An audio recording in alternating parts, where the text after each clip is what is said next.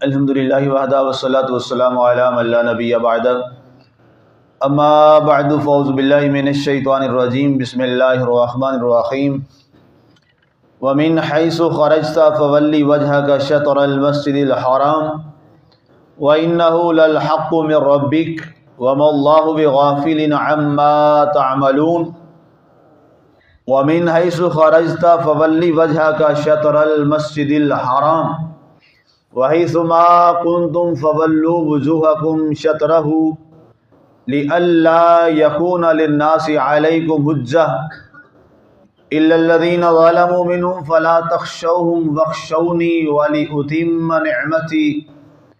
نعمتی علیکم ولعلکم تہتدون۔ اور آپ جدھر سے بھی باہر نکلیں اپنا چہرہ مسجد حرام ہی کی طرف پھیرے رکھیں، اور یقیناً یہی حق ہے تمہارے رب کی طرف سے، اور اللہ تمہارے کاموں سے بے خبر نہیں ہے۔ اور جہاں سے بھی آپ مسجد حرام سے نکلیں تو کر لیں اپنا چہرہ مسجد حرام کی جانب، اور تم سب بھی جہاں ہو پھیر لو اپنے چہروں کو اسی کی طرف، تاکہ لوگ تم پر خواہ مخواہ اعتراض نہ کریں سوائے ان کے جو اندھیروں میں گر گئے ہوں۔ ان سے تو تم ڈرو ہی نہ، اور مجھ ہی سے ڈرتے رہا کرو، تاکہ میں تم پر اپنی نعمت پوری کر دوں اور تم بھی راہ ہدایت پر ثابت قدم رہو۔ سامعین، آج ہماری سورہ البقرہ شریف کی آیت مبارکہ نمبر 150 تک کی تلاوت و ترجمہ کا شرف نصیب ہوا۔ کل ہماری گفتگو چل رہی تھی کہ اللہ تعالیٰ نے سارے مسلمانوں کا قبلہ خانہ کعبہ کیوں بنایا ہے، اس کا تفصیلی جواب کل میں نے عرض کیا۔ اس کے بعد آج کی تلاوت کردہ آیات میں رب ذوالجلال نے اپنے محبوب صلی اللہ علیہ وآلہ وسلم کو براہ راست یہ خطاب فرمایا، اور آپ کے ذریعے پوری امت کے مسلمانوں کو یہ خطاب ہوا آپ کے ذریعہ سے کہ تم جہاں کہیں بھی ہو اور جدھر سے بھی نکلو، جب تمہارا وقت نماز آ جائے تو اپنے چہروں کو مسجد حرام کی جانب کر لیا کرو۔ اب یہ تحویل قبلہ کا جو معاملہ ہے، چونکہ کافی احباب جو ہیں وہ نئے ہمارے ساتھ اس درس میں شامل ہوئے ہیں، چونکہ یہ درس تو پہلے روٹین سے چل رہا ہے، کافی دنوں سے تحویل قبلہ کی بات ہو رہی ہے، تو نیو کمرز کے لیے میں تھوڑا سا اس کو ریلیٹ کر دوں کہ جب آقا کریم علیہ الصلوۃ والسلام نے مسلسل 17 ماہ 1 سال اور 5 مہینے آپ نے مسجد اقصیٰ یعنی بیت المقدس اس کی جانب آپ نے نماز ادا کی، نماز پڑھی، اور باقی تمام آپ کے ماننے والوں نے بھی، تو آپ کی ایک طلب تھی اور خواہش تھی کہ آپ کا جو قبلہ ہے وہ خانہ کعبہ بنا دیا جائے، اور آپ اس کا اظہار فرماتے رہے اور اپنے مالک سے عرض کرتے رہے، حتیٰ کہ ایک دن وہ آیا کہ جب آپ نماز میں تھے تو دوران نماز آپ کو حکم ہوا کہ اپنا چہرہ انور آپ مسجد حرام کی جانب بڑھیں۔ نماز ظہر کا وقت تھا، پیر کا دن تھا، تو دوران نماز ہی 2 رکعتیں ادا ہو چکی، اس کے بعد درمیانے صلاۃ میں آپ کو حکم ہوا کہ آپ اپنا چہرہ مسجد اقصیٰ کی بجائے اب مسجد حرام کی طرف پھیر لیں۔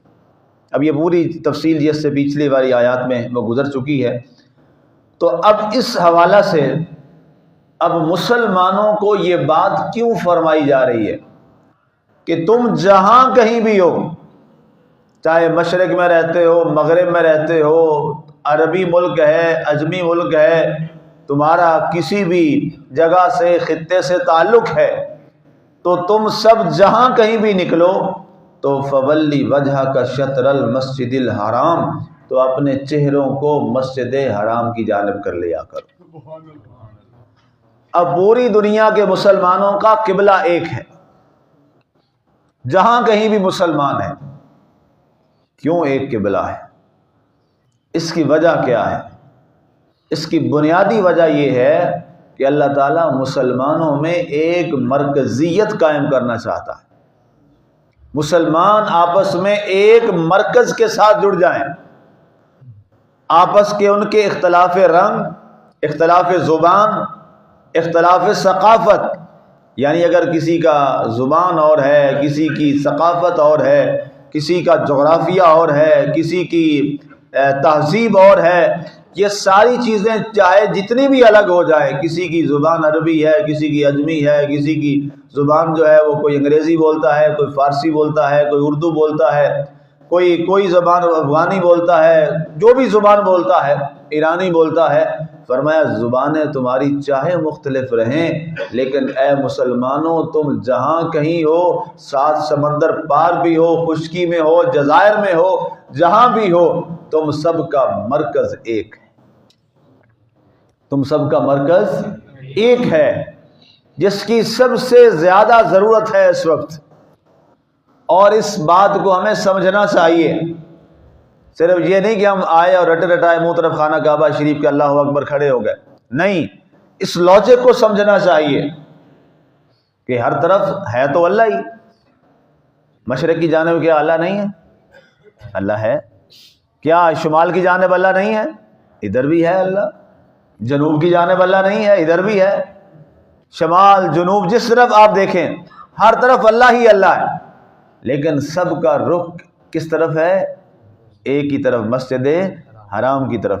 اب ظاہر ہے پاکستان میں ہماری یہ ڈائریکشن بنتی ہے، باقی ملکوں میں اور جگہ الگ الگ ڈائریکشنز ہیں، تو ہم یہاں کی بات کرتے ہیں۔ ہم سب کا چہرہ اللہ نے ایک طرف کروایا ہے، اس لیے کہ مسلمان جب بھی اپنی عبادت میں کھڑے ہوتے ہیں سب کا چہرہ ایک طرف ہے۔ یہ عملی مظاہرہ ہے اتفاق و اتحاد کا، اور اس بات کی گواہی ہے کہ اے لوگو، اے یہود و نصارہ، اے مشرکین، اے باقی جتنے بھی مذاہب کے لوگ ہو، یہ غور سے دیکھ لو، ہم مسلمان چاہے امیر ہے، غریب ہے، چھوٹا ہے، بڑا ہے، اس کا رنگ، نسل، کوئی زبان، کوئی بھی ہے، ہم سب کی تمام کی منفعت بھی ایک ہے، ہمارا نقصان بھی ایک ہے، ہمارا اللہ بھی ایک ہے، ہمارا رسول بھی ایک ہے، ہمارا قبلہ بھی ایک ہے، ہمارا قرآن بھی ایک ہے۔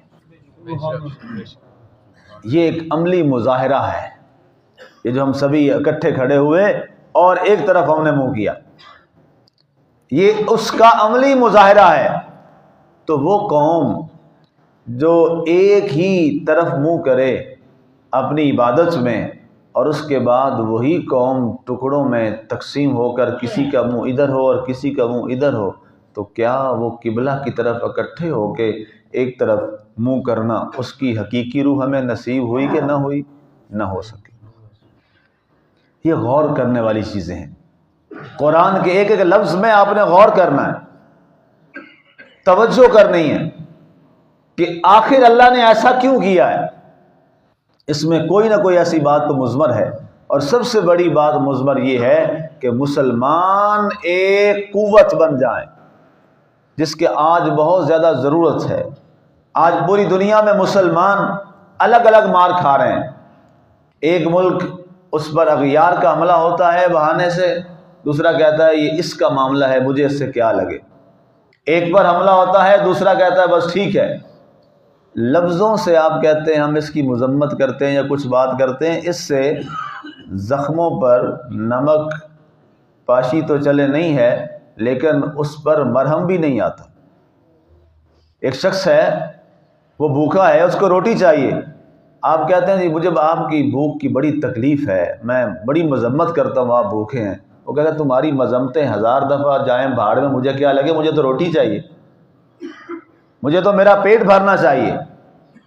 اسی طرح ایک بیمار آدمی ہے، وہ بیچارہ دوائی کے لیے ترس رہا ہے، آپ کہا مجھے بڑا دکھ ہے کہ یار تم تکلیف میں ہو، لیکن آپ اس کو دوا نہیں دے رہے، تو کیا آپ کے وہ سہارے قبول کرے گا؟ نہیں کرے گا۔